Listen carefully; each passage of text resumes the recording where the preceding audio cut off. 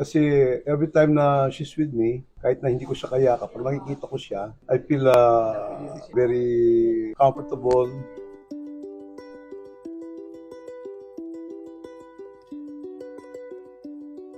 Siya yung siya yung bed ko. Kasi every time na she's with me, kahit na hindi ko siya kayakap, pag nakikita ko siya, I feel very comfortable. Ako naman, it's not a thing. It's my bear. I'm sleeping sa tabi namin all the time. Kasi I love to hug. Siyempre, I just had my operation. So, medyo Kala ko ba rin, Oo. sabi mo, matigas sa katawan ng asawa ko. So, I look for another one na alam kong very comfortable for me. Na I feel nakabi ko pa rin siya.